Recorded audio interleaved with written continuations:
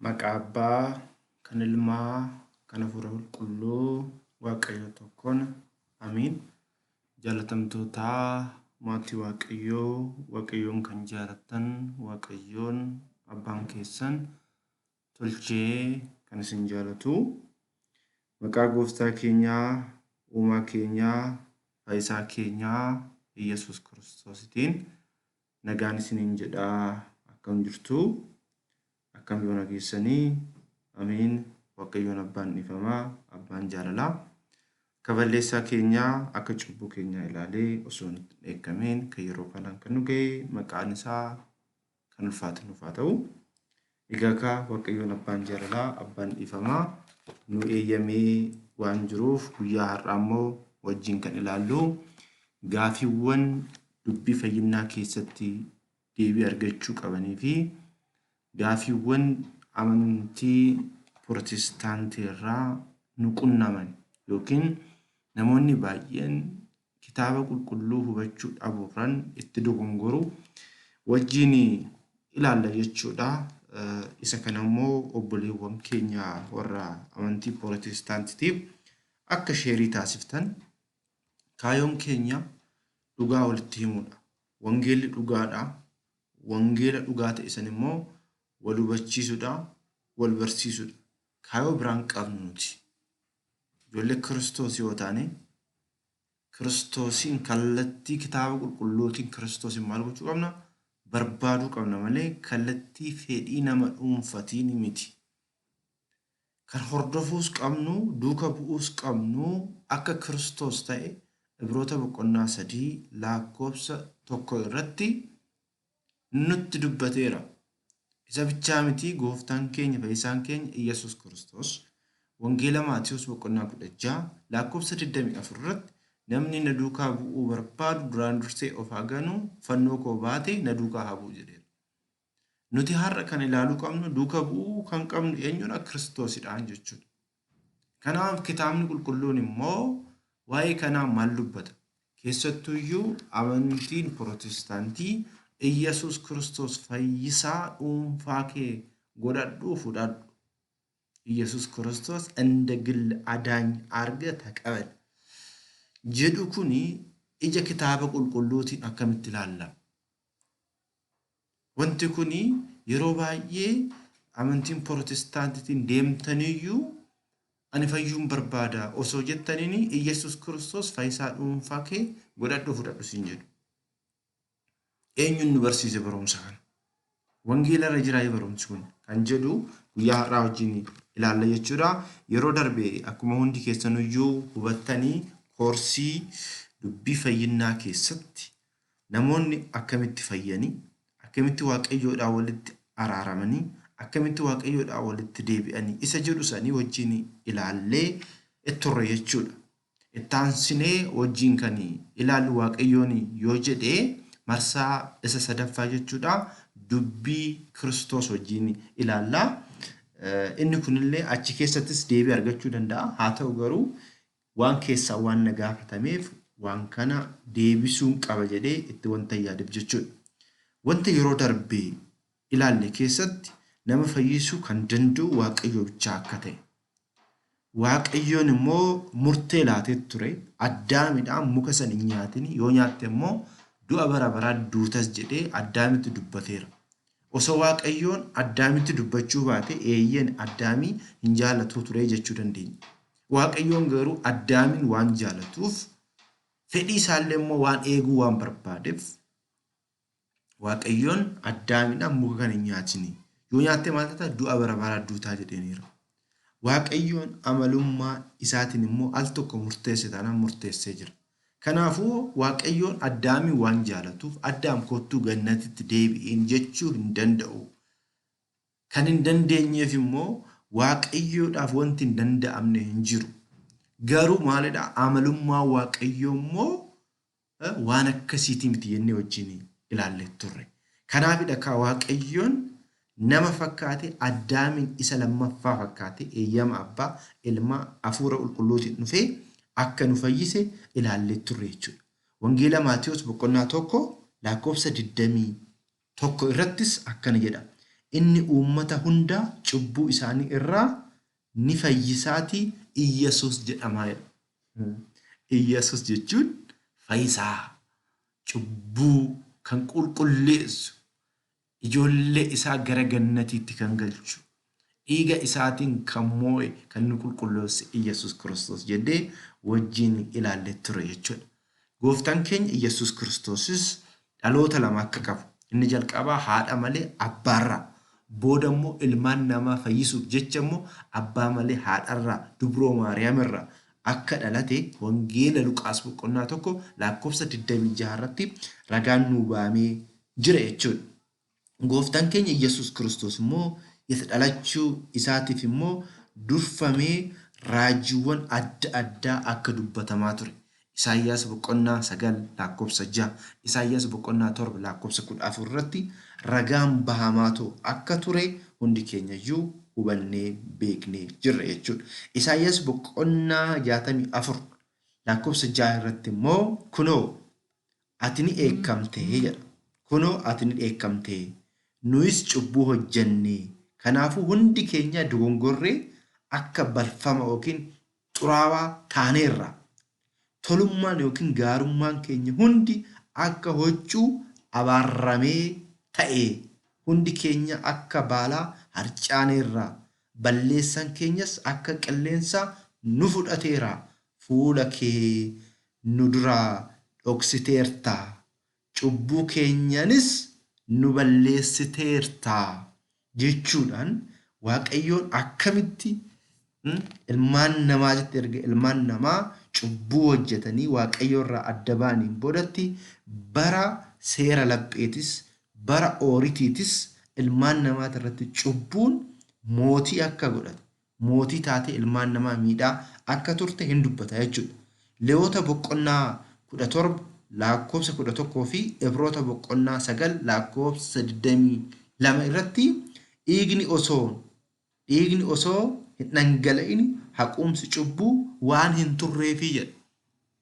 Lala dhiigni osoo hin dhangala'in cubbuun qulqullaa'uu waan hin dandeenyeef gooftaan keenya Iyyesuus Kiristoos maqaa isaatiif galanni haa ta'uutii ilma namaa fakkaate foon namaa foon isaa taasifatee malakootiin amala tawaahidootiin nama ta'ee nu fayyise jennee wajjin ilaallee turre jechuudha.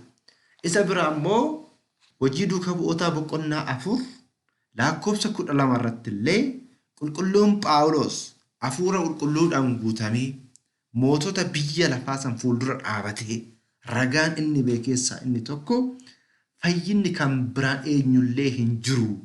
Samii gaditti akka ittiin fayyinuuf maqaan biraa namaaf kenname tasaayyuu hin jiruutii jedheera. Akka fayyinuuf kan nu kenname maqaa kamii? Iyyesuus Kiristoos maqaa jedhudha jechuudha. Iyyesuus jechuun fayyisaa qoricha jechuudha. Iyyesuus jechuun bishaan qabbanaawaa laphee namaa qabbaneessu jechuudha. Iyyesuus jechuun damma mi'aawaa jechuudha. Kana kiristaanota akkanatti ragaa ba'uu qabna. Akkanatti hubachuu qabna. Isaan ala eeyyan fayyinni hin jiru. Har'as ta'ee borus isaan ala fayyinni hin jiru. Ilmaan namaa gannatii galchuu dhiisuu kan danda'u Waaqayyo qofa wanti nuuf kana. Kanaadha. Waa'ee fayyisuu, ajjeesuu, kaasuu irratti immoo adeemsa Sillaasee keessatti dubbii amantaa keessatti barannee jirra. Waaqayyoon Sillaaseen tokko sadi'isi. Tokkummaa Waaqayyo ajjeesuudhaan, kaasuudhaan, jiraachisuudhaan, nyaachisuudhaan dhiifamaan tokko inni turre. Iyyesuus fayyisaadha wajjin Waaqayyo fayyisaadha jechuudha. Kanaaf haala saniin ilaallee akka turre hundi keessaniyyuu hin yaadattu natti fakkaata. Wangeelaa Yohaannis qulqullichi jechuudha ergaasaa isa jalqabaa boqonnaa 4 lakkoofsa 14 irratti illee abbaanis ilmis isa fayyisaa addunyaa haa ta'uuf akka erge ragaanii baanaa jedha. Addunyaa kana akka fayyisuuf, addunyaa kana akka jiraachisuuf, addunyaa kana akka nyaachisuuf eeyyama abbaatiin, eeyyama isaatiin, eeyyama hafuura qulqulluutiin gooftaan keenya Iyyesuus Kiristoos akka dhufe wajjin wajjin ilaallee akka turre yaadattoonni keessanuu har'a immoo kara kutaa isa jalqabaatti seenna jechuudha. Iyyesuus Kiristoos fayyisaa dhuunfaa kee godhadhuu fudhadhu kan jedhudha. Kitaabni qulqulluun maal jedha?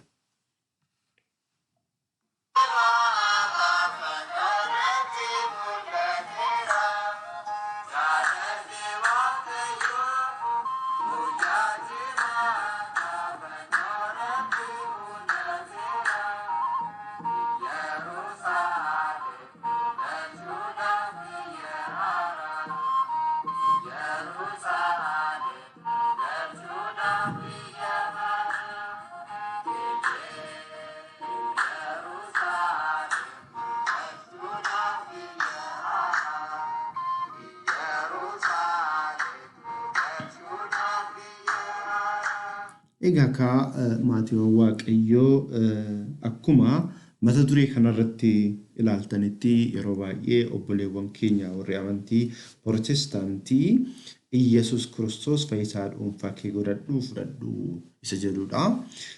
Adeemsi kun adeemsa wangeelatiin wal fakkaata. Wangeelli maal jedha? Nuti immoo amantaan Ortodoksii waa'ee kanaa irratti maal barsiifna isa jedhu wajjin ilaallaa jechuudha.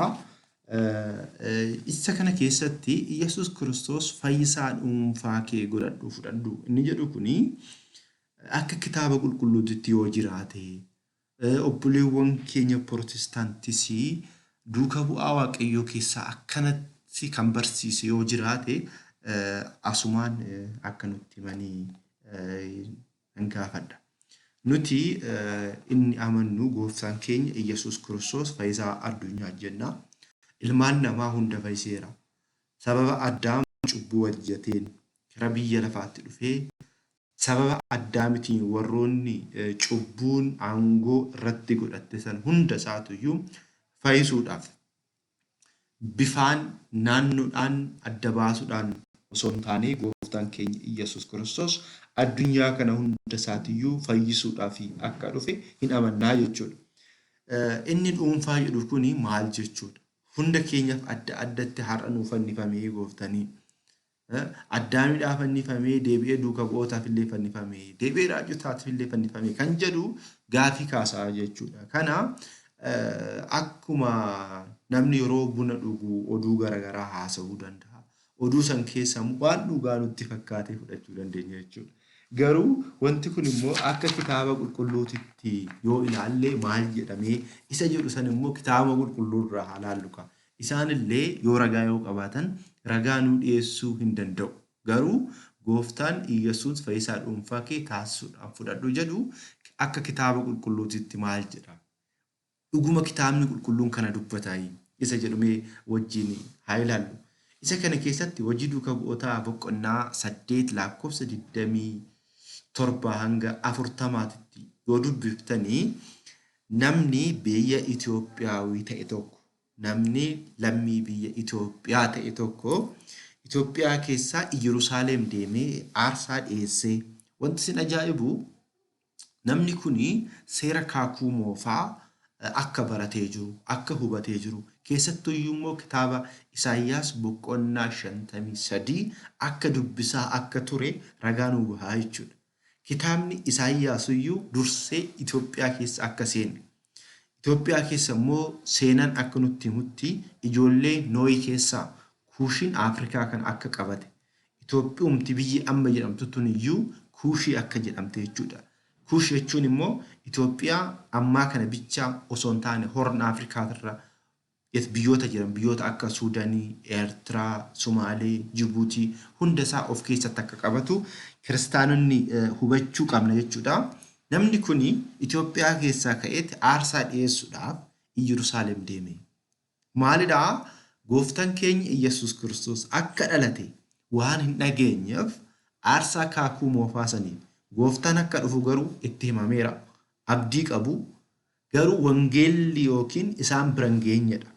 Gooftaan keenya Iyyesuus Kiristoos naannawa Yerusaalem Yihudaa naannoo Samaariyaati. Wangeela inni barsiisaa kan ture waan ta'eef as hin geenye waan ta'eef namni lammii Itoophiyaawii ta'e kun immoo Itoophiyaa keessaa deemee Yerusaalemitti aarsaa dhiyeessuudha. Wanti isin ajaa'ibu bara 30 waggaa 34tti jedha. Gooftaan keenya dhalatee waggaa 34tti yookiin gooftaan keenya ol ba'ee ji'a 9tti jechuudha. Maaliifuu uumaan keenya fayyisaan keenya Yesuus Kiristoos waggaa 33 fi ji'a 3 biyya lafaa kanarra ture. Yoo irraa hir'ifnu meeqa ta'a jechuudha? Ji'a 9 ta'a jechuudha. Garaagarummaa ji'a 9 keessattidha.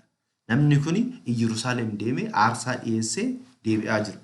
Yoo deebi'u immoo macaafa Isaayyaas dubbisa.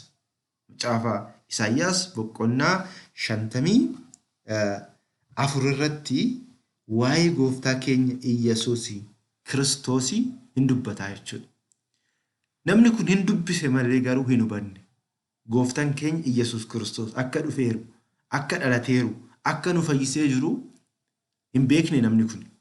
Yeroo kana ka Waaqayyoon iccitii nama hundaa kan beeku, kallattii wangeela isaa ittiin babal'isuudhaaf immoo karaa godhachuudhaaf maal godhee duuka bu'aa isaa keessaa tokko kan ta'e Filiphoosin gara naannoo kanaatti ergee jedha.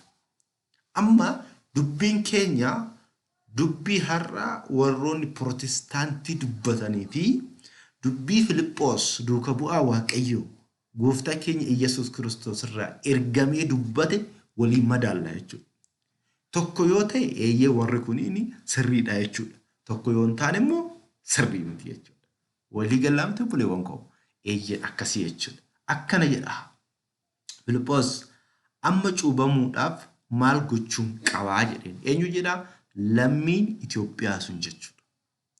Filiphoos erga barsiise, wangeela erga hubachiise, hojii duuka bu'ootaa boqonnaa 8 lakkoofsa 27 hunda dubbisa. Achirratti argattu jechuudha. Namni kun maal jedheni? Yeroo sanitti nam lammii Itoophiyaa ta'e kun Filiphoosin amma cuubamuu maal gochuun qaba jedheen. Amma cuubamuuf maal gochuun qaba?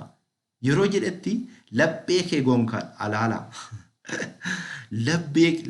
Laphee kee guutuun yookiin laphee kee gonkaan yoo amante siif eeyyamameera jedha. Yoo maal taate? Yoo amante. Kanaaf fayyuudha maal dirree? Amanuudha jechuudha.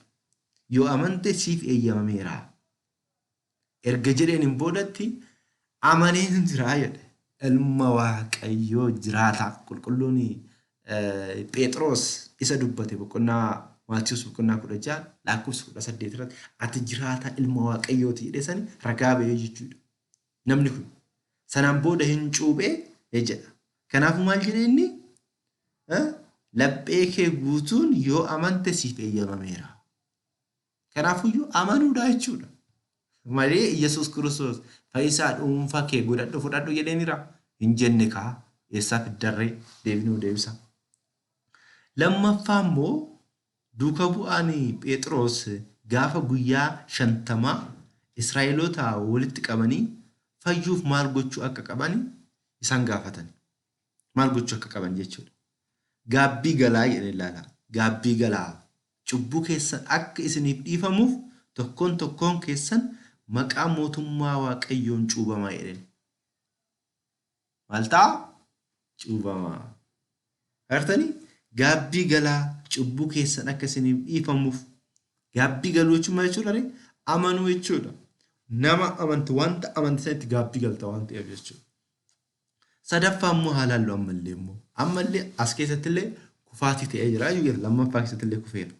Sadaffaa immoo haaluma wal fakkaatuun qulqulluun Phaawulos fi qulqulluun Siilaas mana hidhaa seenanii mana hidhaa keessaa bahanii isa keessatti maal jedhee yaa gooftolii fayyuuf maal gochuutu naaf ta'aa jedheen.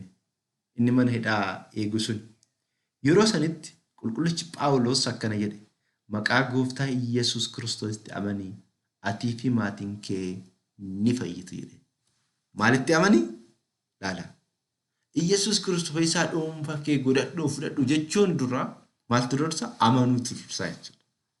Kanaaf warri Pirotestaantii jecha kana paastariin tokko waan dubbateedhaaf miidiyaa irratti ba'ee waan dubbateedhaaf akka wangeelaatitti goonee kaafna yoo ta'e sirriin ta'u jechuudha. Dogongoraa jechuudha. fayyisaa addunyaatidha gooftaan. Nama hundaaf har'a hin fannifame jechuun miti. Al tokko fannifameera. Namni ilma waaqayyootti amane itti murtaa'u jechuudhaan wangeelli ragaa nu ba'eera jechuudha. Waan wangeelli ragaa nu ba'e immoo wangeelaan immoo mormuu hin qabnu jechuudha. Ofii keenya akka falaasafaatti wanta uumnu osoo hin taane waan wangeela irra jiruun dhaadannoo akkanaa kanallee waan wangeela irra jiruuf yoo qabannee baanidha waaqayyo biratti gatii kan itti argannu jechuudha. Wangeela sirrii lallabaa jiraachuu keenyas kan ragaanuuf baamuu jechuudha. Kanaaf maal jedha isinitti fakkaatee wangeela Yohaannis boqonnaa 3 lakkoofsa 16 irratti akkana jedha. Boqonnaa lakkoofsa 15 irraa kaasee isinii dubbisa. Kunis ilma namaatti kan amanu ilma namaa kan jedhame gooftaa keenya Yesuus Kiristoosidha. Kunis ilma namaatti kan amanu hundinuu jireenya bara baraa haa qabaatuuf ta'aa jedha. Aartanii amanuutu dursaa jechuudha. Waaqayyo akkasitti tokkicha ilma isaa hamma kennuufitti biyya lafaa jaalate. Kun ammoo isatti kan amanu hundinuu jireenya bara baraa haa qabaatanii malee haa badaniif miti jedhe. Waaqayyo biyya lafaatti farachiisuuf miti biyya lafaa isaan haa fayyuuf ilma isaa biyya lafaatti erge malee ilma isaa kanatti kan amanu ittiin faradamu. Isatti kan hin amanne garuu maqaa tokkicha ilma waaqayyootti waan hin amanneef ammumaayyuu itti faradamee jira. Ifichi gara biyya lafaa dhufeera. Namoonni garuu hojiin isaanii hamaa waan ta'eef ifa irraa dukkana jaalatan. Firdichas akkuma kanatti ni raawwatama. Hamaa kan hojjetu hundinuu ificha ni jibba.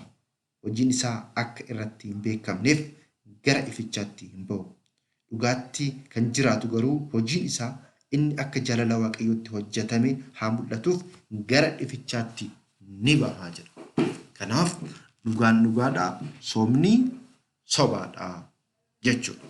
Kanaaf akka jecha wangeelaatti akka dubbii duukaa bu'ootaatti Yesuus Kiristoos fayyisaa dhuunfaa kee godhadhu fudhadhu kan jedhu kufaatii qaba yookiin kufee jira jechuudha. Lakki akkana yoo jedhan ragaa nuuf fidanii bilisaa jechuudha. Egaa erga kana jennee boodatti immoo gaafiin inni lammaffaan immoo Yesuus Kiristoos murteessaadhaa baay'een kolfaa ture. Gaafiin kun yoo na qunnamu nama kamtu gaafata jedheen immoo yoo gaafadhu amantii Pirotestaantii keessa warra jirudha. Yesuus Kiristoos murteessaadhaa isa jedhu. Walumaa galatti wantoonni akkanaa hanqina maalirraa ka'a yoo jenne hanqina amantaa hubachuurraa waa'ee barumsa amantaa gadi qabnee barachuu dhabuu keenyarraa wanta madduudha waan ta'eef mee haa ilaallu wajjin.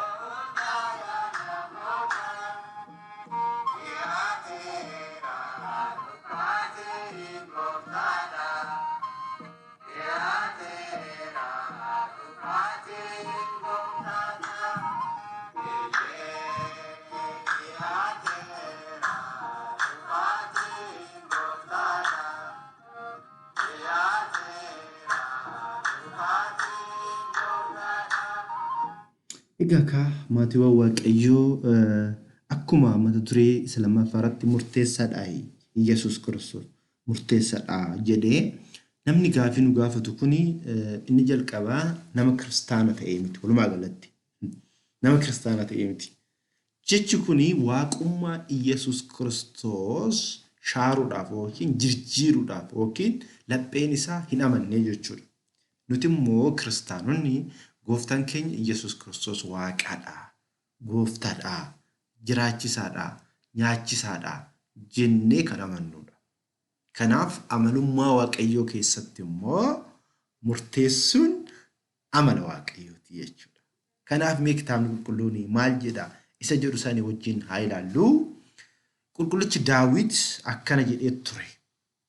Kaakuu moofaa keessatti waaqayyo ifatti ni dhufaa hin callisusii jedha. Waaqayyo ifatti ni dhufaa hin callisusii jechuudhaanii raajiin kun dubbatamee ture. Raajiin kuni waa lamaafidha. Inni jalqabaa gooftaan keenya Yesuus Kiristoos ilmaan namaa fayyisuuf jecha foon namaa foonsaa godhatee eeyyama isaatiin dhufee deddeebi'ee biyya lafaa kanarratti cuubamee barsiisee hubachiisee boodammoo duuka bu'ootaan deemaa gara handaara biyya lafaatti barsiisaa jedheeni akka eeyyama isaatiin fannoorra oolee gidiraa nuuf argee bakka keenya bu'ee garafamee rukutamee nu bilisa nu baasee du'ee du'a moo'ee ka'ee nu fayyiseera. Adeemsa jalqabaa irratti dhufaatiin gooftaa keenya Yesuus Kiristoos dhallamaa jechuudha. Dhallama. Inni jalqabaa nu fayyisuudhaaf dhufe. Amma immoo garuu murteedhaafis akka dhufu immoo gooftaan keenya Yesuus Kiristoos wangeela Maatiyoos boqonnaa 25 lakkoofsa 31 hanga 33tti yoo dubbiftanii ilmi namaa ergamoota duuba isaa hiriirsu jedha. Ilmi namaa kan jedhame gooftaa keenya Yesuus Kiristoos. Ilmi namaa ergamoota duuba isaa hiriirsuun gooftummaa isaan yeroo dhufutti hoolota mirga isaa warroota isatti amanan jechuudha. Ra'oota immoo bitaa isaa ni dhaabaa warroota isatti hin amanne jechuudha. Ilmi namaa ergamoota waliin.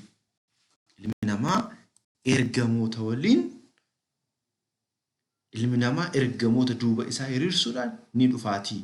Yeroo sanittis hundaa gatii isaa akka hojii isaatti ni kennaafi. Akka hojii isaatti gatii kan kennu maal jechuudha? Murteessuudha jechuudha.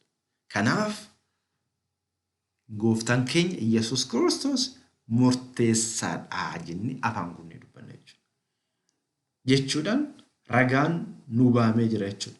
Isa bichaa miti mul'ata Yohaannis boqonnaa 22 lakkoofsa 12 irratti akkana jedha. Mul'ata Yohaannis boqonnaa 22 lakkoofsa 12 irratti kunoo ani dafee nan dhufa tokkoon tokkoo isaa akka hojii isaatti isaaf kennuuf hojiin isaa na wajjin jira. Tokkoon tokkoo namaatiif gatii kan kennu murtee kan kennu Yesuus Kiristoos ilmi dubroo Maariyaam kan jedhame eeyyama isaatiin nu fayyisuudhaaf kan dhufe kan nu fayyise Kiristoos murteen akkasaa akka jiru kitaabni qulqulluun kun ragaa nu ba'a. Gooftaan keenya Yesuus Kiristoos waaqa murteessaadha. Waaqa maalidha? Waaqa murteessaadha. Waaqni isaa olis akka hin jirre inumti mataan isaa gooftaan keenya Yesuus Kiristoos wangeela Maatiyoos boqonnaa 10 lakkoofsa 30 irratti anii fi abbaan tokkodha jechuudhaan iccitii Sillaasee ibseera. Iccitii Sillaasee keessatti maqaadhaan qaaman gochaan sadi ta'anis murteedhaan malakootiin aangoodhaan tokko akka ta'anii ni beekna jechuudha. Kanaaf gooftaan keenya Yesuus Kiristoos maal akka ta'e hubachuu dirqama keenya ta'a jechuudha. Maal jedhaa? Namoonni hundi akkuma abbaa kabajan ilmas akka kabajaniif murtii hunda ilmaaf kenne malee abbaan eenyu irratti hin murteessu jedha. Wangeela Yohaannis boqonnaa 5 lakkoofsa 22 irratti. Maal jechuudha? Akkuma wangeela Yohaannis boqonnaa 3 lakkoofsa 16 irratti namoota ilma waaqayyootti aman irratti murtaa kan jedhame abbaan nama kamiyyuu irratti hin murteessu. Aangoo hundaa eenyuudhaaf kenneera? Ilmaaf kennee jira. Kana jechuun maal jechuudha? Kana jechuun qaamota sadan keessaa qaamni gara biyya lafaatti dhufe ilma waan ta'eef abbaas immoo kan barre karaa ilmaatiin waan ta'eef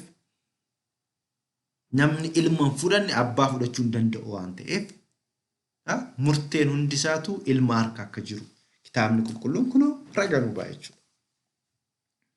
Yaa gooftaa ati hundumaaf akka hojii isaanitti ni kafaltaaf jedhee faarsaa boqonnaa 61 lakkoofsa 12 irratti kan dubbate wangeela Yohaannis boqonnaa 5 lakkoofsa 22 fi mul'ata Yohaannis boqonnaa 22 lakkoofsa 12 irratti gooftaa keenya Yesuus Kiristoos ta'u ragaa ba'ameera. Yaa gooftaa ati hundumaaf akka hojii isaanitti ni kafaltaaf. Inni hundumaaf akka hojii isaanitti ni kennaaf jechuudhaan immoo Roomee boqonnaa 2 lakkoofsa 6 irratti kitaabni qulqulluun ragaa nuu ba'a jechuudha.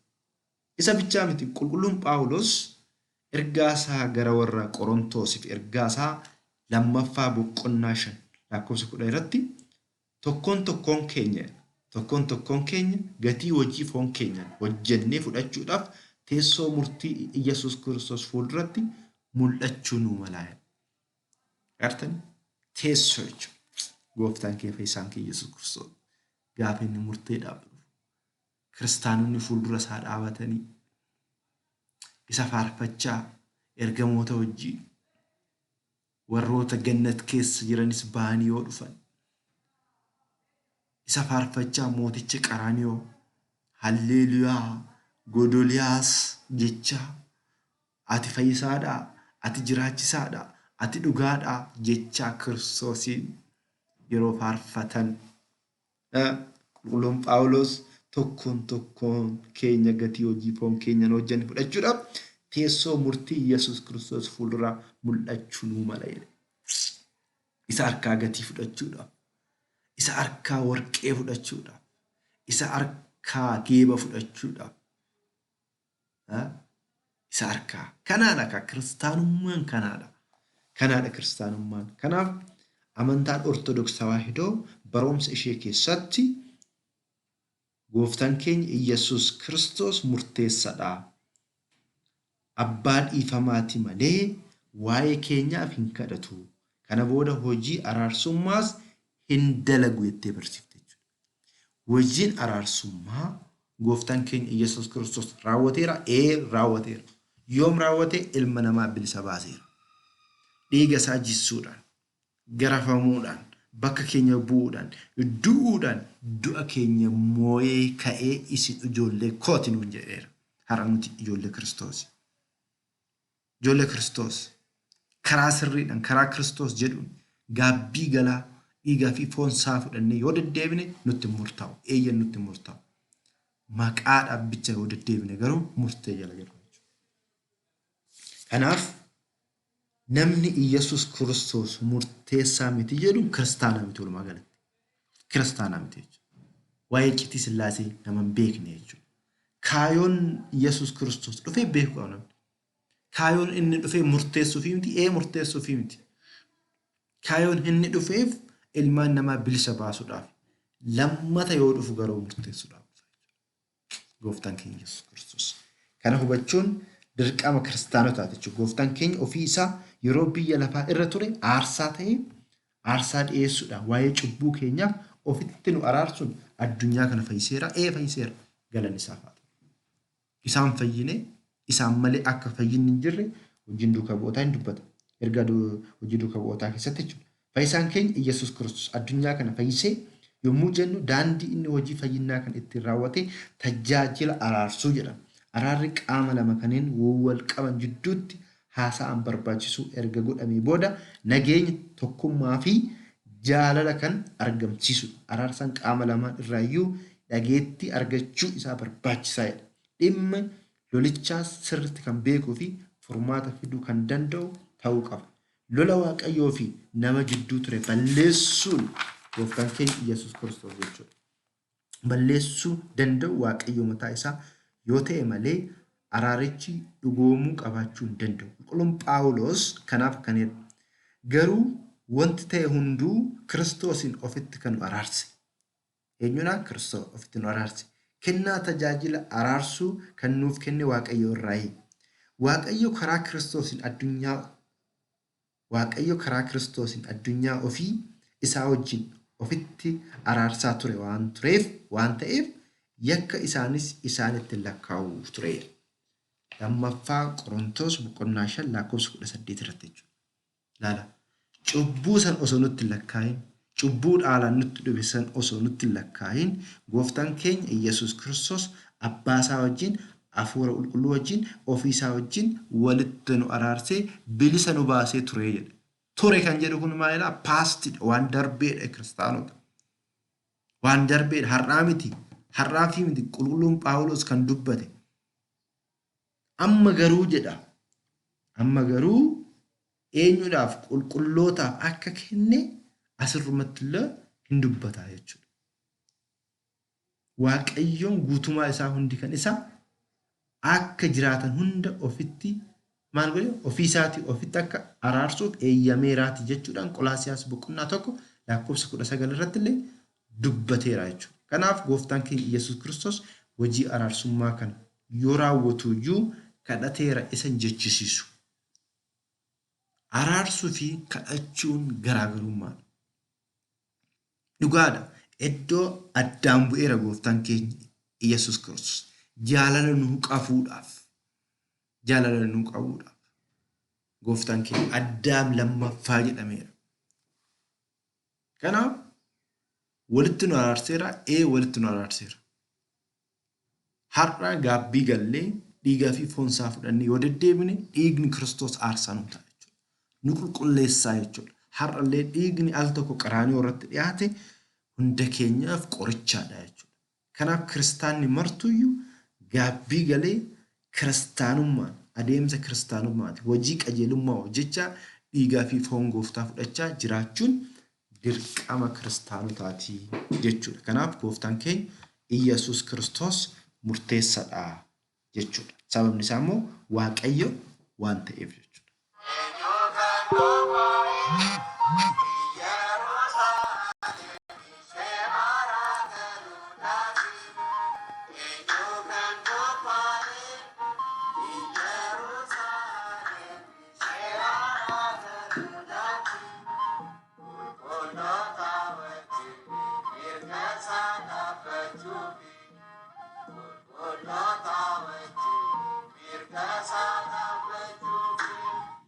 Egaa erga kana ilaalleen boodatti gaafiin inni sadaffaan immoo Wangeela Yohaannis boqonnaa 14 lakkoofsa 6 irratti Amaariffaan imee al tokko wajjin haa dubbifnetu achiin booda jechi kun dhuguma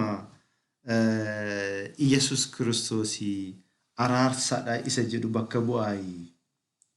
Yookiin immoo nuuf kadhataa isa jedhu sanii dhuguma bakka bu'aayi isa jedhu sanii immoo wajjin ilaalla jechuudha. Maaliifuu yeroo baay'ee gaafiin isaan nuuf dhiyeessan keessaa inni tokko Wangeela Yohaannis boqonnaa 14 lakkoofsa 16 isa jirudha jechuudha. Mee maal jedhaa sagalee Waaqayyoo isa jedhu jalqabarraa kaafnee haa dubbifnu.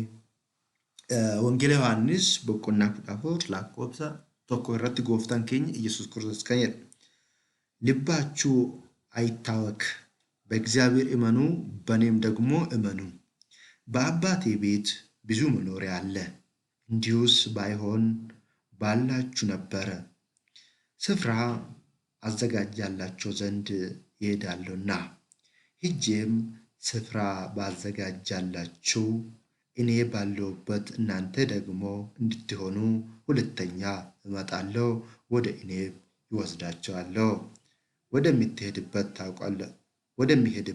ታውቃላችሁ መንገዱንም ታውቃላችሁ ቶማስም ጌታ ሆይ ወደምትሄድበት አናውቀውም እንዴትስ መንገዱን እናውቃለን አለው። ኢየሱስ እኔ መንገድና እውነት ሕይወትም ነኝ በእኔ በቀር ወደ አብ የሚመጣ የለም እኔስ ብታውቁኝ አባቴ ደግሞ ባውቃችሁ ነበረ ከአሁኑ ጀምራችሁ ታውቃላችሁ አይታችሁማል አለው። ፊልጶስ ጌታ ሆይ አብን አሳየን እናይ ይበቃናል አለው። ኢየሱስም አለ አንተ ፊልጶስ ይህን ያህል ዘመን ከእናንተ ጋር ሲኖር አታውቅምን? እኔን ያየ አብን አይቷል እንዴትስ አንተ አብን አሳየኝ ትላለህ? ጀድ አፋኒ አማሪፋትኒ ኦሮሚፋን immoo yoo dubbifnu akkanatti dubbifama jechuudha. Wangeela 14 lakkoofsa 1 irratti Iyyasuus itti fufee barattoota isaatiin garaan keessan hin raafamin Waaqayyotti amanaa anattis amanaa. Mana abbaa koo keessa iddoon jireenyaa baay'eetu jira. Osoo inni hin jiru ta'ee isinitti nan himaan ture. Iddoo jiru sana isiniif qopheessuudhaaf nan adeemaa. Yommuun dhaqe iddoo sana isiniif qopheessus iddoodhuma ani jiru sanis akka jiraattaniif deebi'ee dhufeetan gara ofii kootitti isin fudhadhaa. Lafa ani dhaqu karicha achi geessus ni beektu. Toomaas immoo yaa gooftaa, eessa akka ati dhaqxu hin beeknu, karichi immoo attamitti beekuu dandeenyaa jedheeni. Iyyesuus deebisee, karichi, dhugaan, jireenyis anaan yoo ta'e malee eenyuyyuu gara Abbaa hin dhufu. Ani beektanii osoo hin jiraatiin Abbaa koos hin beektanii turtani.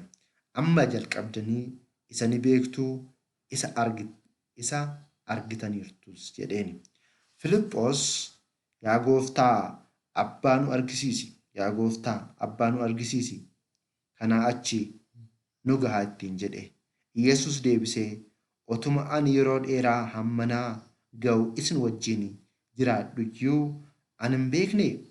Filiphos, namni ana arge Abbaa arge, attamitti Abbaa nu argisiisi jettaa jechuudhaan gooftaan keenya Iyyasuus Kiristoos dubbateera jechuudha. Maarree caqasa boqonnaa 14 lakkoofsa 6 irratti ani karaa dhugaa fi jireenyadha. Anaan malee karaa Abbaa hin dhufu hin jiru isa jedhu kana fudhatanii namoonni baay'een Iyyasuus Kiristoos har'allee araarsadha, hojii araarsummaa hin raawwata jechuudhaan wangeela yeroo isaan dabsan hin argina. Caqasni kun garuu waa'ee araarsummaatiin wanti wal qabatu tokkollee akka hin jirre boqonnaa 14 lakkoofsa 1 hunda yoo dubbiftanii ifa isinii ta'a jechuudha. Amma nuti waa'ee maalii dubbate isa isaanii wajjin haa ilaallu. Gooftichi keenya Iyyasuus Kiristoos jalqaba boqonnaa kanarraa kaasnee yeroo ilaallutti kan inni dubbachaa jiru waa'ee mootummaa Waaqayyoo akka ta'e hubanna laala. Manni Abbaa kootii bal'aadha yoo jedhu mootummaan isaa, mootummaan nuti mootummaan bara baraa sun jechuudha. Isheen inni nuuf qopheesse suni bal'aa akka taate, namoonni amanan hundi isaaniitu akka galan, dhiphinna akka hin qabaanne, akka biyya lafaa kanarratti lafarratti wal lollu, iddoo irratti wal lollu osoo hin taane iddoo bal'oo akka taate hubachiisaa akka ture. Abbaattis amanaa, anattis amanaa jechuudhaan iccitii Sillaasee erga barsiiseen boodatti waa'ee kanaa dubbateera jechuudha gooftaan keenya Iyyasuus Kiristoos. Abbaa fi isatti amanuu akka qabnu, isaan ala garuu mootummaa Waaqayyoo dhaaluu akka hin dandeenye, Waaqayyotti amanaa, anatti illee amanaa jechuudhaan tokkummaa Sillaasee akkasumas ilmi foon uffachuu isaatiin abbaa gadi akka hin taane hubachiisuudhaaf namoonni dogongoran jiraachuu danda'u waan ta'eef gaafii kana immoo Filiphosii fi Toomaas kaasanii jiru. Kana waan beekuudhaaf gooftaan waan kana dubbate jechuudha. Kaayyoon caqasa kanaa inni guddaan waa'ee daandii mootummaa Waaqayyootti geessu hubachiisuudha. Lakkoofsa 2 irratti akkana jedha ilaala. Mana abbaa koo bakki jireenyaa hedduutu jira jechuudhaan waa'ee mootummaa isaa nu hubachiisee jira. Jalqaba irratti waa'ee Sillaasee, waa'ee mootummaa isaa. Bakka tolummaa kana dhaaluudhaaf jalqaba Waaqayyoon beekuun akka barbaachisu hubachiisuudhaaf gooftaan keenya Iyyasuus Kiristoos akka ta'e, isa yoo hin beekne immoo karaa kana argachuun akka hin danda'amne ani karaa fi dhugaa jireenyadha jechuudhaan gooftaa keenya Iyyasuus Kiristoos dubbateera jechuudha. Gooftaan keenya Iyyasuus Kiristoos maaliif kana dubbate yoo jennu akka manni amantaa Ortodoksii barsiiftutti abboonni akka nu barsiisanitti immoo ilaallu. Inni jalqabaa abbaa kan bartani karaa kootiinidha jechuu isaati. Abbaa kan barre karaa eenyutiin? Karaa isaatiin eeyyan. Gooftaan keenya Iyyasuus Kiristoos karaa isaatiin ilmi erga dhufeen boodadha. Abbaa kan barre iccitiin Sillaasee ifa kan bahe, samiin baname kan jedhe iccitiin sun kan baname. Ilmaan namaa waa'ee iccitii Sillaasee kan hubatanii karaa eenyutiin? Karaa ilmaatiin jechuudha. Kanaas gooftaan keenya Iyyasuus Kiristoos kan inni jechuu barbaade abbaa beekuudhaaf daandiin karaa abbaa isaan geessu anaadha jechuu isaati. sababni isaa qulqulluu Yohaannis Waaqayyoon kan arge eenyuyyuu hin jiru garuu ilmi hammana abbaa isaa jiru nuuf seenesse malee jedha. Arte jechuudha wangeela Yohaannis boqonnaa 1:18 irratti jechuudha. Waaqayyo kan arge eenyuyyuu hin jiru karaa ilma isaatiin garuu abbaa maal gooneerra argineerra jechuudha. Jechuudha osoo ilmi waa'ee abbaa nutti hin himne ta'e eenyu hin beeku ture. Kanaaf gooftaan keenya Yesuus Kiristoos karaanis anaadha kan jedhe caqasuma kan irratti gooftaan kanaafidha. Inni biraa immoo karaan itti deemnu hin beektu daandii isaas karaa itti deemnu ni beektu daandii isaas ni beektu jechuudhaan dubbate jechuudha.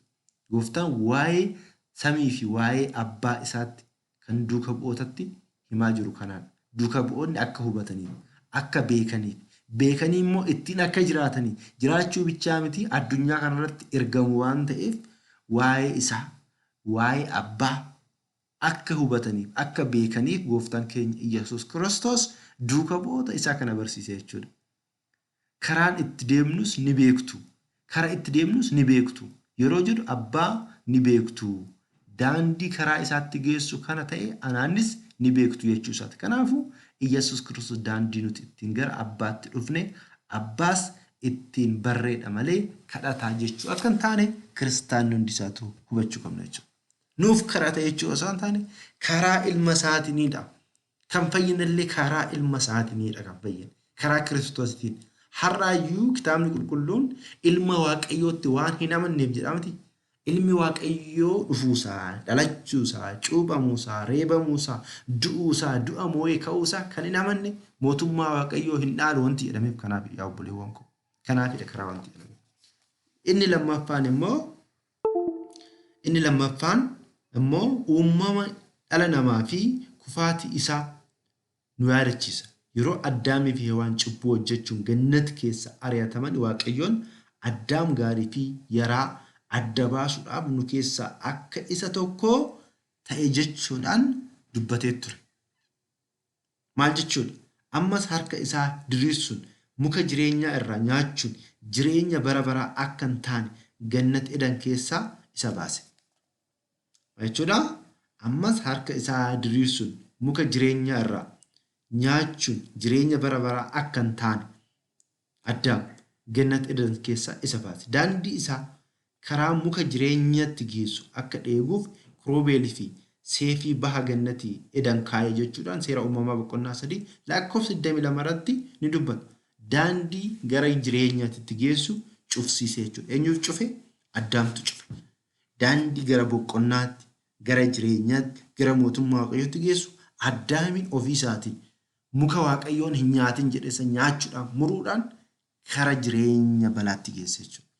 Karaa Waaqayyootiin, karaa gooftaa keenya Yesuus Kiristoositiin immoo maal ta'e karri kun baname jechuudha.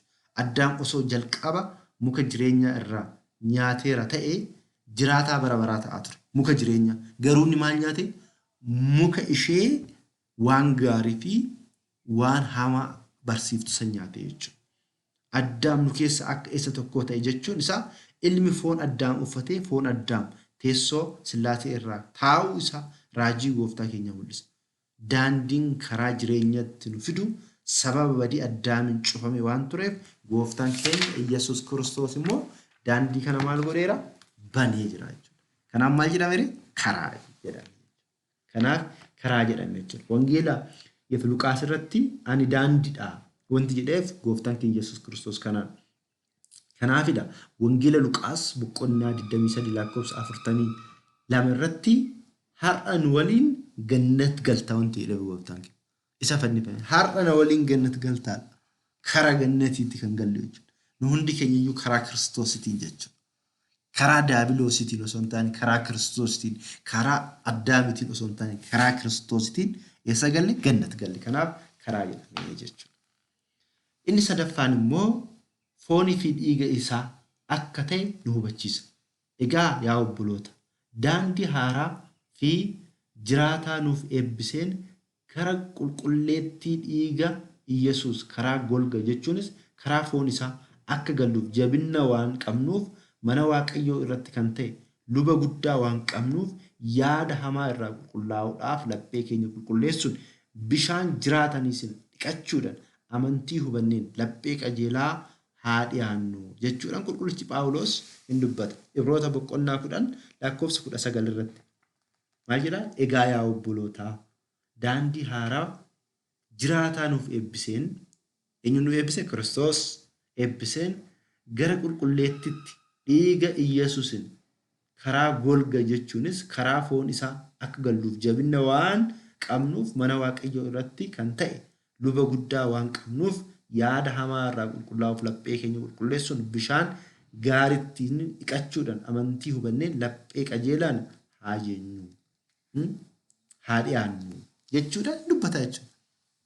Kanaaf qulqulluun Phaawulos gooftaan keenya daandii jireenyaa nuuf eebbisee nuu kenne akka jiru nu hubachiisa jechuudha.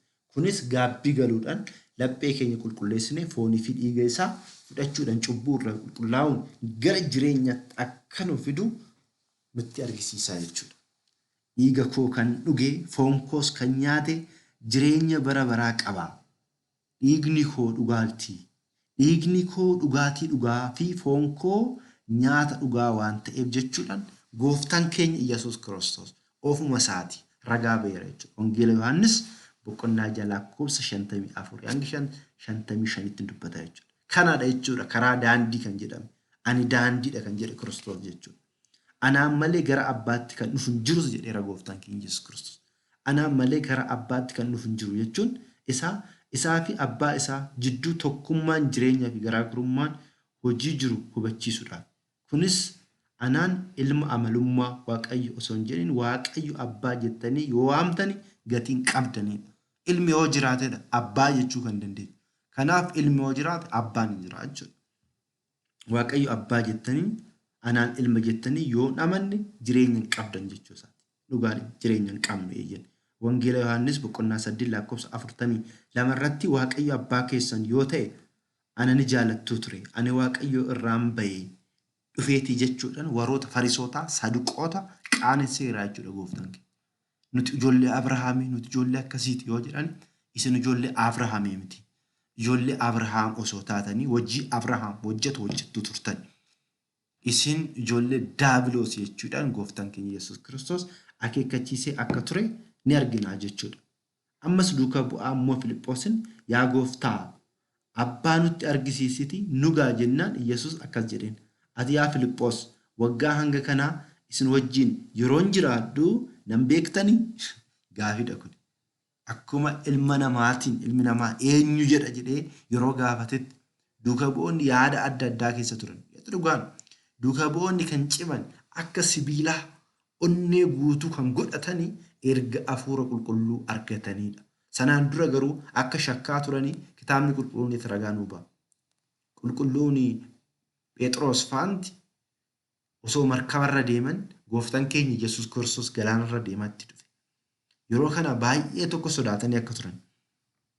Booda garuu qulqulluun Phexros isa ta'uu hubatee haa dhufuu gooftaa jedheen eeyyan koottu jedheen garuu markaba keessa gaafa bu'u immoo hin shakkee jechuudha.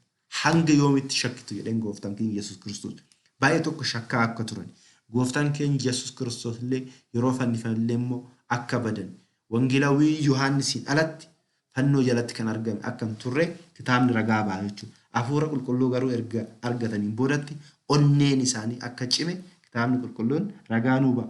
Ammas duukaa bu'aa keessaa tokko kan ta'e Filiphoos yaa gooftaa abbaa nutti argisiisiti nugaa jennaan Yesuus akkas jedheen. Ati yaa Filiphoos waggaa hanga kanaa isin wajjin yeroon jiraadhu nan beektanii. Ana kan arge abbaa argeera. Akkamitti ati abbaa nutti argisiisi jettaa? Ani abbaa keessa akka hin jiru, abbaanis ana keessa akka jiru hin amantuu? Abbaan inni ana keessa jiraatudha jechuudha. Wangeela Yohaannis boqonnaa 14 lakkoofsa 8 hanga 11 jechuudha. Waa'ee tokkummaa jireenya Sillaasee gooftaan keenya Iyyasuus Kiristoos nutti himee jira jechuudha. Kanaaf walumaa galatti caqasni kun waa'ee kanaati haasa'a malee waa'ee araarsummaa gooftaa keenya Iyyasuus Kiristoos akka hin haasofne kiristaanonni hubachuun dirqama keenya jechuudha. Waaqayyo hunda hin hojii haa ta'u.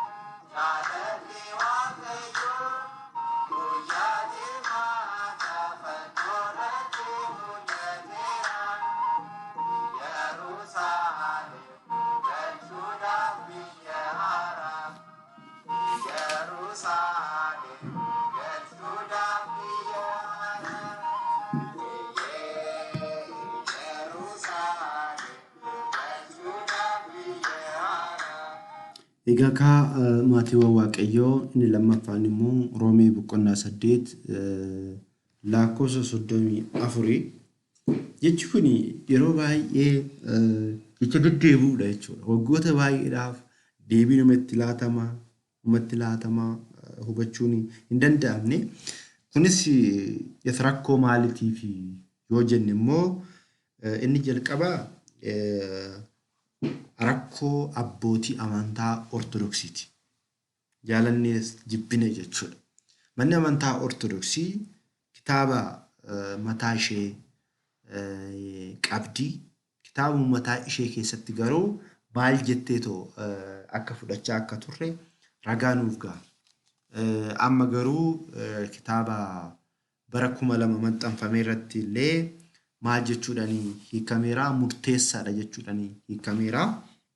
Mee yeroo tokko caqasa kana mee Amaariffaan wajjin haa dubbifnu. Maaliifuu hedduu baay'ee rakkisaa waan ta'uuf namoonni baay'een ishuma kana qabatee akka dhaadannootitti fiigaa waan ta'eef jechuudha. Kitaaba qulqulluu garuu yoo hin hubatinii baay'ee rakkisaa ta'a jechuudha. Roomee boqonnaa 8 lakkoofsa 31 irraa Amaariffaanis Oromiffaanis haa dubbifnu. እንግዲህ ስለዚህ ነገር ምን እንላለን? እግዚአብሔር ከኛ ጋር ከሆነ ማን ይቃወመናል? ለገዛ ልጁ ያልራራለት ነገር ግን ስለ ሁላችን አሳልፎ የሰጠው ያው ከእርሱ ጋር ደግሞ ሁሉን ነገር እንዲሁ እንዴት አይሰጠንም? እግዚአብሔር የመረጣቸውን ማን ይከሳቸዋል? የሚጸድቅ እግዚአብሔር ነው፣ የሚኮንንስ ማን ነው? የሞተው ይልቁንም ከሙታን የተነሳው በእግዚአብሔር ቀኝ ያለው ደግሞ ስለኛ የሚማለደው ክርስቶስ ኢየሱስ ነው jechuudhaan waan qanaa hin dubbataa jechuudha. Malasin hin የሚማለደው jedha. Deebinee Oromiffaan immoo maal jedhaa? Oromiffaan illee Roomee boqonnaa 8 Oromiffaan immoo maal akka jedhu mee wajjin haa dubbifnu jechuudha. Maaliifuu yeroo tokko kitaabni qulqulluun yoo gubbaadhaa kaafnee hin dubbisinii hiikaa adda addaatti kennuu danda'a waan ta'eef kiristaanonni asuma wanti isin hubachiisu jalqabarraa jechuudha. Kitaaba qulqulluu jalqabarraa ergaan isaa maalidha? Kaayoon inni barreeffameef immoo maalidha? Iddoo kamiif barreeffame? Eenyudhaaf barreeffame? Isa jedhu sanii adda baafnee hubachuu nu barbaachisa jechuudha. Maal jedha isinitti fakkaatee Roomee boqonnaa 8 lakkoofsa 31 irratti Oromiffaan jechuudha. Kan Oromiffaa kan warra Pirootestaantii kan irratti kan jedhamu. Kana hundumaa irratti Waaqayyoo gara keenya erga ta'e eenyutu nu irratti ka'aa jennaree? Waaqayyo ilma isaa osoo hin mararsiifatin hundumaa keenyaaf dabarsee erga kenne waan hundumaas immoo ilma isaa wajjin tolaanuuf hin kennuree? Warra Waaqayyo fo'atee eenyutu hadheessaree? Erga Waaqayyo akka waan balleessaa hin qabnetti isaan lakkaa'ee kan hadheessu eenyu hin jiru? Eenyutu itti faradaree? Ergaa Iyyasuus Kiristoos du'ee kaafame immoo gara mirga Waaqayyootti ergamee Waaqayyo nuuf kadhatee kan itti faradu hin jiru jedha. Laala amma asirratti Waaqayyo nuuf kadhatee inni jedhu kuni maalidhaaf dubbatame isa jedhu sanidha jechuudha. Manni amantaa Ortodoksii kitaaba bara 2000 hiiktee irratti garuu ni murteessa jechuudha ni hiikteerti. Mee nuti immoo kitaabni kun yeroo baay'ee waldaan macaafa qulqulluu hiikan hin jiru. Waldaalee kana keessatti miseensi tokko mana amantaa Ortodoksiiti. Yeroo baay'ee achirratti waan hin argamneef kitaabni kun osoo maxxanfamiin dura marii waan hin taasifamneef akka sirreeffamu waan hin taasifamneef rakkooleen akkanaa kuniin uumamaa jiru jechuudha. Bakka baay'eetti uumamaa jiru. Baay'ee jira. Amma isuma caqasa bara 2000 jedhe keessattuu iyyuu hanqinoonni baay'een hin jiru. Maaliifuu yeroo gaafa qooqa tokkorraa gara qooqa biraatti hiikamu deebi'eetu wantoota akkanaatiin rakkooleen kun waan jiraniif kiristaanonni haaraa sirriitti ilaaluu qabna jechuudha. Mee waan kana haa dubbifnu. Kan qajeelchaa yookiin dhaalchisu Waaqayyoodha. Kan murteessu eenyudha? Kan du'e keessattuu du'a injifatee ka'ee mirga Waaqayyoo kan jiru waa'ee keenyaaf kan kadhatu Iyyasuus Kiristoosidha. Inni jedhu Roomee boqonnaa 8 lakkoofsa 34 irratti isa dubbatu kana mee lakkoofsa 33 irraa kaafnee qulqullichi Phaawulos maaliif jecha kana fayyadame jennee mee wajjumaan haa ilaallu. Warreen Waaqayyoo isaan filateen eenyutu isaan himataa jedha. Warroota Waaqayyoon filate ilaala. Warroota Waaqayyoon filate eenyutu isaan mormaa hin jiru jechuudha. Waaqayyoon murteesse taana murteessee jira. Ilaala. Waa'ee maalii taasa'aara? Waa'ee murtii taasa'aara.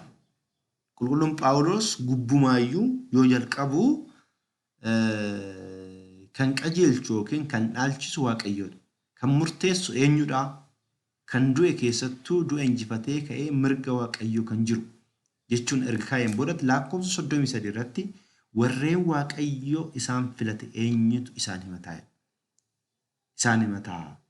Yeroo jedhu warreen Waaqayyoo isa hordofan jedhe isaan filateen eenyutu lakki isaan filamuu akkasumas si waliin ba'uus hin danda'an jedhee kan isaan himatu eenyudha jechuudhaan yeroo gaafatutti itti dhaansuudhaan deebii isaa yeroo deebisu akkanedha.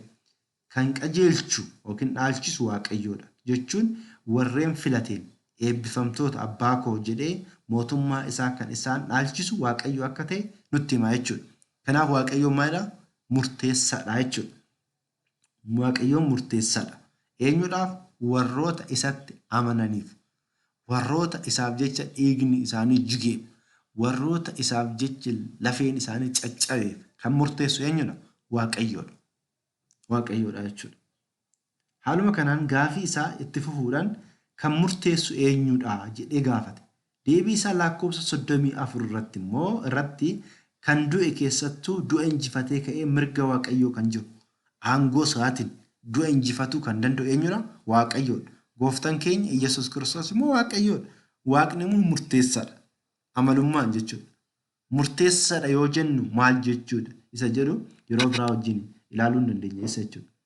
Irratti kan du'e keessattuu du'a injifatee ka'ee mirga Waaqayyoo kan jiru jechuun deebii kenna. Asirratti hubachuu kan qabnu jechoonni qajeelchuu yookiin dhaalchisuu fi murteessuu gidirsuu jedhan araarsummaa kadhachuu waliin tasumaayyuu hidhata kan qabanidha. Caqasuma kana keessatti jechuudha. Namni lakkoofsa 31 irraa kaasee too dubbisu kan hundumaa irratti Waaqayyo gara keenya ergee jedhee lakkoofsa gara Waaqayyoo fu'ate. Warra Waaqayyoo fu'ate eenyutu hadheessaree jedha. Kun waa'ee maaliiti? Waa'ee kadhannaatii. Waa'ee murteessuu jechuudha. Erga Waaqayyo akka waan balleessaa hin qabnetti isaan lakkaa'e kan isaan hadheessuu hin jiru jedha. Hadheessuu hin jiru. Gartanii jalqabumaayyuu kaafnee yoo dubbifne jechuudha. Jechi mirga jedhu kitaaba qulqulluu keessatti hiikaa garaagaraa yoo qabaateyyuu bakka kanatti garuu aangoo fi olaantummaa ilmaa kan ibsudha. Mirga jedhati. Waaqayyoodhaaf akka qaama keenyaa kana bitaa mirga akkas hin jedhamu Waaqayyoodhaaf. Mirga kan jedhamu asirratti aangoo olaantummaa ilmaati jechuudha. Ilmi immoo aangoo erga qabaate. Aangoo murteessuu erga qabaate akkamitti kadhataree? Eenyu kadhataree? Isa jedhuuf immoo gaafii biraatu uumamaa jechuudha. Kanaaf maal jedha? faarsaa daawit irratti akkana jedha. Faarsaa 117 lakkoofsa 16 irratti mirga waaqayyoo humna taasisteedha. Mirga waaqayyoo humna taasistee jedha jechuudha. Kanaaf kan inni raawwatu dhaalchisuu fi murteessuu humnaa fi aangoo isaatiin akka ta'e argisiisa jechuudha. Kanaaf waa'ee keenyaaf inni sirriin waa'ee keenyaaf kan kadhatu yookiin araarsu Iyyasuus Kiristoosidha yoo jenne qulqulluun Phaawulos isa dursee dubbate faallessaa jira jechuudha. Akkuma kitaabni qulqulluun burqaanis afaan boolla tokko irraa kan mi'aawuu fi hadhaa'u ni burqisiisaayi yaa obbolootan koo baalli balasii firii ejersaa yookiin baalli wayinii fi firiin balasii naqachuu ni dandeessii bishaan ashaboo irraa bishaan mi'aawaa hin baay'ii jedhu. Bartanii duuka bu'aa tokko irraa ergaan wal faallessaan hin ba'u. Sababni isaas isaan kan barreessan hafuura qulqulluudhaan durfamanii waan ta'eef jechuudha. Waa'ee aangoo isaa osoo dubbatu deebisee inni nuuf kadhata jechuun kan gooftaan anii fi abbaan tokkodha. Isa jedhee wangeela Yohaannis boqonnaa 10 lakkoofsa 30 irratti dubbate san faallessaadha jechuudha. Sababni isaa ilmi abbaa gadi ta'uudhaan waa'ee cubbuu keenyaaf abbaa nuuf kadhachuu jiraataa yaada jedhu nuuf kenna waan ta'eef jechi kun sirreeffamuu qaba jechuudha. Walumaa galatti waa'ee keenyaaf kan murteessu Iyyasuus Kiristoosidha jenna malee kan kadhatu osoo hin taane maal ta'uudha kan murteessu gooftaa keenya Iyyasuus Kiristoosidha. Murtee jechuun garuu deemi gara si'oolii galii bichaa jechuun miti yaa jiran. Gannati galii jechuun namoota har'a biyya lafaatti maqaa amantaa isaaniitiif ajjeefamaniif badhaasa kennuun wareegamtootaaf iddoo kennuun murteessuudha jechuudha. Malee dirqama si'oolii galii kan jedhu bichaa akka hin taane hubachuu qabna. Kitaaba qulqulluu irratti bakka baay'eetti hafuurri qulqulluun fakkeenya maal jedha? Roomee boqonnaa 3 lakkoofsa 27 irratti hafuurri mataan isaa aadicha hin dubbatamneef nuuf kadhata yookiin araarsaa jedha. Kitaaba qulqulluu jechuudha. Kana walumaa galatti wanti hubachuu qabnu gooftaan keenya Iyyasuus Kiristoos al tokko qaraanioo irratti dhiiga isaa dhangalaasee eeyyama isaatiin eeyyama abbaa isaatiin nu jiraachisee jira. Nu biteera. Bilisa nu baaseera. Amma kallattiidhaan dhiifama nu laadhu jennee isa kadhannaa murteessuun illee aangoo isaatii jechuudha. Kanaaf isa kadhannaa jechuudha. Isatti boonyaa jechuudha. Kanaaf maalidhaa guyyaa guyyaan kadhachaa garboota koo raajota isinitti ergeen ture jechuudhaan kitaabni qulqulluun kan dubbatu abbaanis kan jedhu kitaaba keessatti waan baay'eetu hubatama garuu hiikkaa isaa beekuu qabna jechuudha. Kitaaba qulqulluu hiikkaa isaa yoo hin beekne hiikkaa isaa yoo hin hubanne sirrii ta'a jechuudha. Kanaafiyyuu Roomee boqonnaa 8 lakkoofsa 34 irratti dogongora hiikkatii. Nu araarsa osoo hin taane maal godhaa nuuf murteessaa jedheetoo sirreeffamuu akka qabu kiristaanonni akkasitti akka dubbisuu akka qabdanidha jechuudha. Maaliifuu dogongora hiikkatiinidha wanti kun kan dhufe malee gooftaan keenya Iyyasuus Kiristoos nuuf kadhata isa jedhee qulqulluun Phaawulos wanti barreesses hin qabu jechuudha.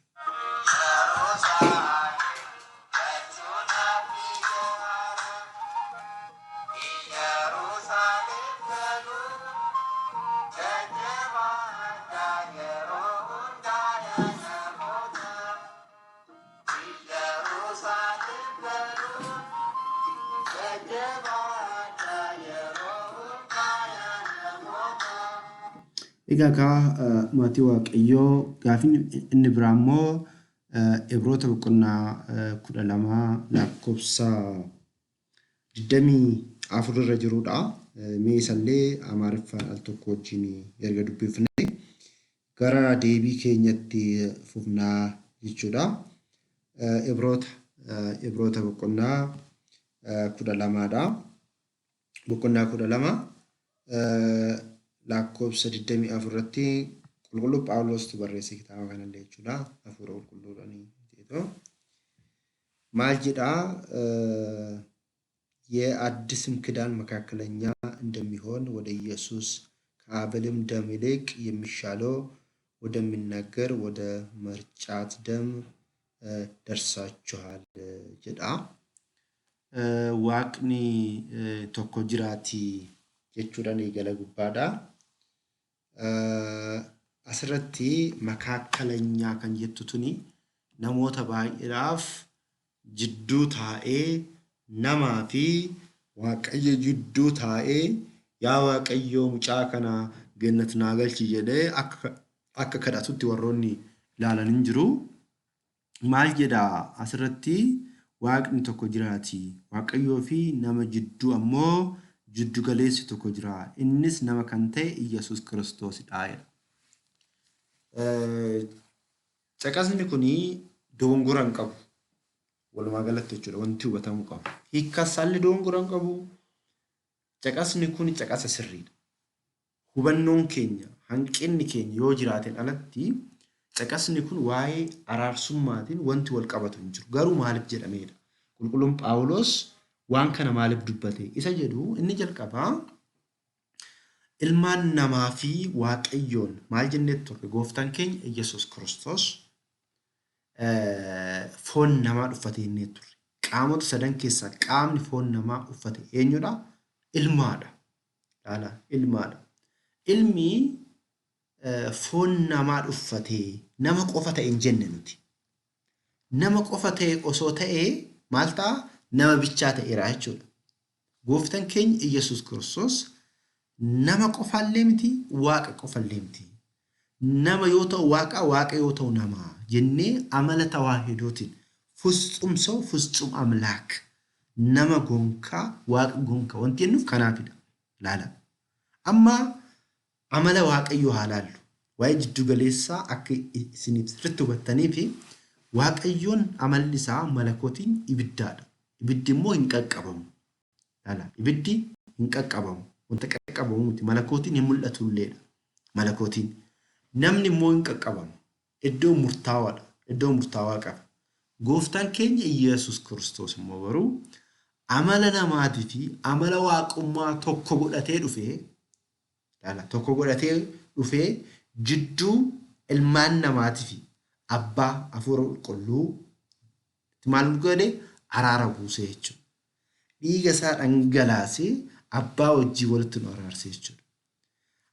Waaqayyoo fi yookiin isaa fi ofii isaatii fi ilmaan namaa jidduu jeequmsa ture, lola ture san adda baasee ofii isaatii aarsaa ta'ee aarsaa nu dhiyeessee aarsaa fudhataas ta'ee abbaa isaatiin ofii isaatiin hafuura qulqulluudhaan walitti nu araarse. Kun maal jedhama? Jiddu galeessa jedhama. Jiddu galeessadha. Jiddu galeessadha. Kanaaf qulqulluun Phaawulos yeroo waaqni tokko jiraate jedhu waaqni bittaan waaqni aangoon bituu, jiraachisuu, nyaachisuu, obaasuu kan jiru waaqayyo akka ta'e aangoodhaan tokko ta'ee gooftaan tokko ni jira jechuu isaati jechuudha. Waaqayyo tokko jiraatee murteesse. Waaqayyoo fi nama jidduu ammoo jiddu galeessa tokko jira. Innis nama kan ta'e Iyyasuus Kiristoosidha. Yeroo jedhu ammoo waaqa tokko kan ta'e keessa Iyyasuus Kiristoos foon addaa uffachuu isaatiin gonka waaqa gonka nama kan ta'e isaadha jechuu isaati. Jiddu galeessi tokko jira. Yeroo jedhu qaama sadan keessaa jiddu galeessa namaa fi waaqayyo kan ta'e tokko qofaadha jechuudha. Gartanii tokko qofaadha. Raajonnis kana raawwanne, dhiigni hoolaa re'ees kana raawwanne, ergamoonnis kana raawwanne, kan kana raawwate eenyudha? Ilma jechuudha. Waaqummaa isaan foon uffachuu isaan gonka nama gonka waaqa ta'e isaatiin jiddu galeessa jedhameera gooftaan keenya Iyyasuus Kiristoos. Foon waan uffateef jechuudha. Kana ibsuudhaaf qulqulluun Phaawulos kana dubbate. Abbaan foon waan hin uffanneef waaqa qofaadha. Hafuurri qulqulluunis akkasuma. Kanaafuu abbaa fi hafuurri qulqulluun waaqadha malee nama waan hin taaneef jiddu galeessa jedhamuu hin danda'an. Foon namaa waan hin uffanneef jechuudha. Qaamota sadan keessaa qaamni tokko foon namaa kan uffate garuu eenyudha? Ilma. Kanaaf jiddu galeessa jedhame jechuudha. Gooftaan keenya Iyyasuus Kiristoos. Inni gooftaa keenya Iyyasuus Kiristoosidha. Samiin addunyaa ta'e, addunyaanis samii ta'e, waaqayyo nama ta'e, addunyaa kana irratti argame, namas baddaa Aariyaamii irraa ol ka'ee galaanni samii irratti dhiyaatu lafa irrattis ni raawwatame. Waaqayyo abbaa biraa kan jiru inni harka Maariyaamii keessatti argame. Waaqayyo abbaa irraa iccitii hin qoratamneen haadha malee dhalate. Maariyaamii iccitii hin qoratamneen abbaa malee yookiin sanyii dhiiraa malee fooniin deesse. Manni kiristaanaa abbootii kitaaba abbootii amantaa keessatti boqonnaa 85 kutaa 4 lakkoofsa 37 irratti waa'ee kanaan dubbata jechuudha. Waaqayyo ilma koo kan jedhuunii fi ilma Addaam kan jedhame amalummaa walloomaa yookiin tawaahidoo kan ta'e jecha foon uffate tokkichaadha jechuudha. Kanaaf jechi kun ifaadha jechuudha. Qulqulluun Phaawulos yoo kana dubbatu waan ifaadha. Garuu namni immoo wantoota adda addaatti micciiruudhaan yaada isaa bichaa milkeessuudhaaf warroonni yaada waan jiraniif kan immoo adda baafnee hubachuu qabu. Ilma Addaam ilma Waaqayyoo kan jedhame jechi foon uffatee ilma Addaam akkasumas ilma Waaqayyoo waan ta'eefidha. Kanaafis gonkummaa waaqa kan ta'e namaa fi gonkummaa nama kan ta'e waaqni isa qofa waan ta'eef jiddu galeessa jedhame jechuudha. Namaa fi Waaqayyo jidduu kan jiru kan jedhame gooftaa keenya Iyyasuus Kiristoos kanaafidha jechuudha. Kanaaf duuka bu'aan qulqulluun Phaawulos Waaqayyoof kan jedhe ilmi yeroo nama ta'etti aangoon akkeenyummaa abbaa fi hafuura qulqulluu waliin qabu gadi jala ba'uu isaa kan ibsu osoo hin taane nama ta'uu isaatiin kan hin mul'anne abbaa fi hafuurri qulqulluun nama ta'uudhaan kan mul'ate Iyyasuus Kiristoos waliin gara gaarummaa qaama qabaachuu isaanii mul'isuudhaaf ilmi yookiin gooftaan keenya Iyyasuus Kiristoos kana dubbachuu yookiin qulqulluun Phaawulos kana dubbate jechuudha. Jiddu galeessa kan jedhame waan kanaafidha jechuudha malee gooftaan keenya Iyyasuus Kiristoos abbaa waliin hafuura qulqulluu wajjin tokko akka ta'e kiristaanonni hundi keenya iyyuu hubachuu qabna jechuudha. Qaamota sadan keessaa qaamni tokko foon kan uffate. Nama qofaa miti waaqadha. Waaqa qofaa miti nama kanaaf jiddu galeessa jedhame jechuudha. Waan biraatii miti jechuudha. Hiika biraan qabu. Hiika nu araarsaa minaamna kan jedhu akka hin qabne kiristaanonni hubachuu qabna jechuudha. Maaliifuu namoonni tokko tokko waan kanaa wal qabatanii Yesuus Kiristoos nuuf kadhata jechuudhaaf waan akkasiisanii yannoo jedhu miti garuu meettaafufnu.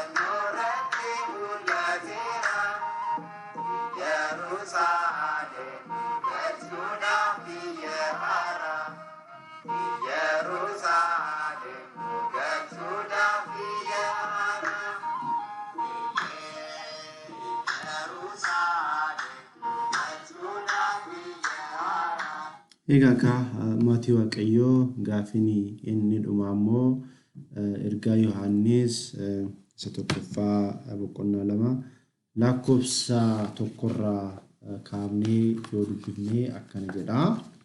Eenyuyyuu yookiin namni tokkollee yoo cubbuu hojjete garuu abukaatoo abbaa biraa qabna. Innis qulqulluu kan ta'e Iyyasuus Kiristoosidha jedha. Asirratti abukaatoo jechuun maal jechuudha? Yeroo baay'ee obboleewwan keenya warri Pirootestaantii caqasa kana fudhachuudhaaf cubbuu fe'ee yoo raawwadhellee Yesus Kiristoos abukaatoo naaf ta'aatii natti murtaa'u jedhanii akka inni nuuf kadhatutti jechuudha. Warroonni caqasa kana fayyadaman hin jiru. Garuu caqasni kun waa'ee maalii dubbata?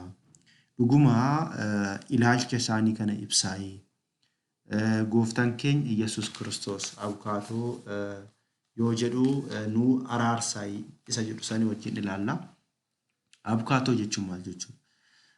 Abukaatoon beektu natti fakkaata keessattuu iyyuu mana murtii irratti wantoonni kun dhaabatu.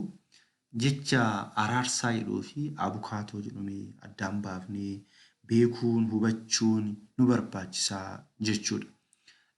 Abukaatoo jechuun himatamaa yakka ittiin himatamirraa bilisa baasuudhaaf odeeffannoo sirrii gaafatu dhiyeessuudhaan kan himatamaadhaaf mormuudha jechuudha. Himatamaa san ragaa sirrii ta'e, ragaa dhugaa ta'e, himatamaa san bilisa baasuudhaaf, itti dabaluudhaaf osoo hin taane akka amma biyya keenyatti godhamuuti. Addunyaa kana keessatti akka godhamu osoo hin taane abukaatoon sirrii dhugaa waan ta'e nama dhugaan jalaa dabde dhugaasaa deebisuudhaaf ragaa sirrii, ragaa dhugaa walitti qabatee nama san bilisa baasuudhaaf abbaa murtee fuulduratti dhiyaatu jechuudha. Araarsaa yeroo jennu immoo nama tokko bakka bu'uudhaan nama kabajamaa yookiin waaqayyo fuulduratti kan dhiifama kadhatu jechuudha.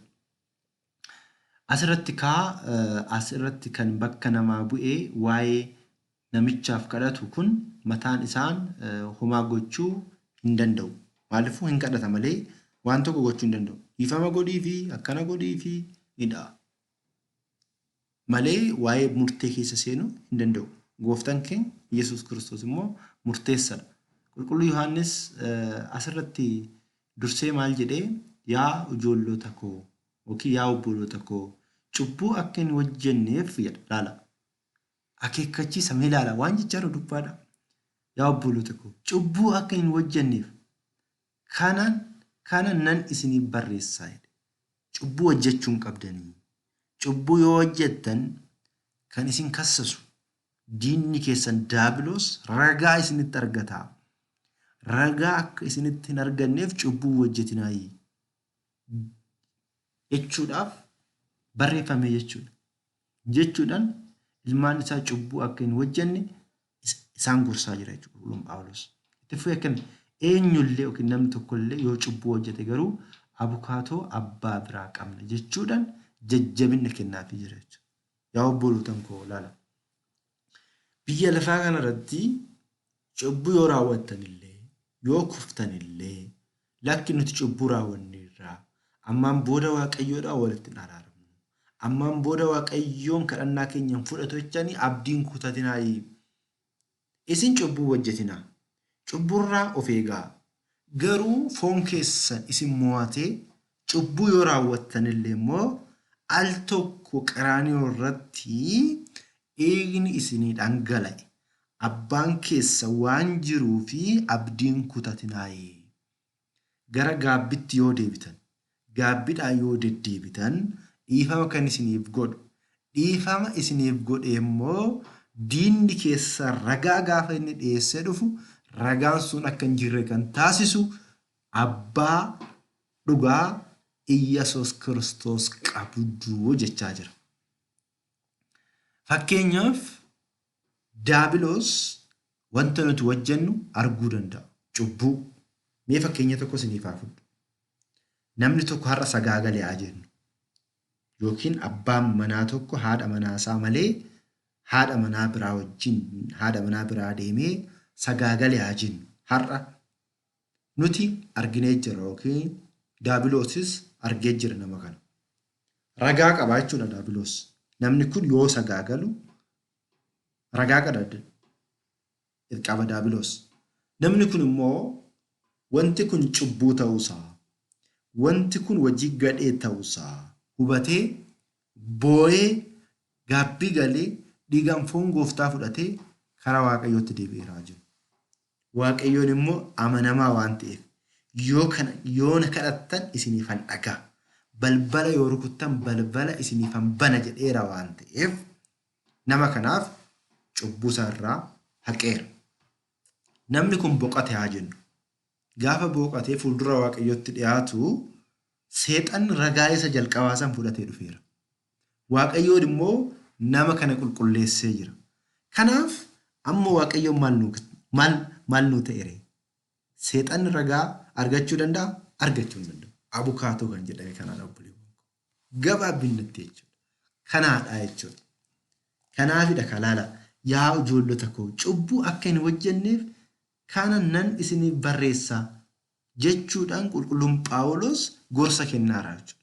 Cubbuu hojjetinaa, cubburraa fagaadhaa, jireenya kiristaanummaatiin deddeebi'aa, hammeenya sammuu keessan keessaa balleessaa. Tasa garuu cubbuullee yoo hojjettan immoo garuu abdiin kutatinaa jechuudha.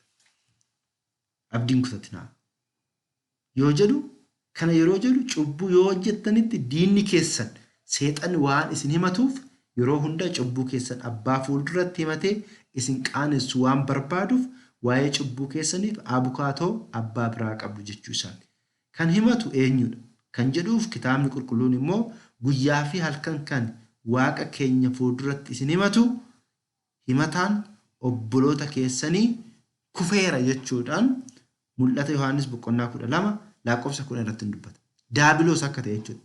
Zakkaariyaas boqonnaa 3 lakkoofsa 1 irrattis seexannis isa himachuudhaaf karaa mirga isaa dhaabatee tureera. Himachuudhaaf waaqayyo fuulduratti jechuudha. Cubbuu hojjeteera. Namni kun nama gidiramaadha, nama cubbamaadha jedhee himachuudhaaf jechuudha. Yaa obboloota koo. Seexanni akkanatti nu qaanessuuf deemte jechuudha. Daabiloosiin akkanatti nu qaanessuudhaaf deemte jechuudha. Nuti immoo karaa Kiristoositti yoo dhiyaanne dhiiga Kiristoosiin yoo fudhanne foonsaa yoo nyaanne qulqulloofneerra jechuudha. Daabiloos guyyaa sammaattaatiin hin qaanofti jechuudha. Kanaa jechuudha. Kitaabni qulqulluun kan dubbachaa jiru waa'ee kanaati jechuudha. Malee waa'ee biraa kan taane kiristaanonni hubachuu qabna jechuudha. Walumaa galatti asirratti kiristaanonni hundi keenya wanti hubannu maal jedha isinitti fakkaatee erga Yohaannis 1ffaa boqonnaa 2 lakkoofsa 1 hanga 2 irratti yaa obboloota koo akka isin hin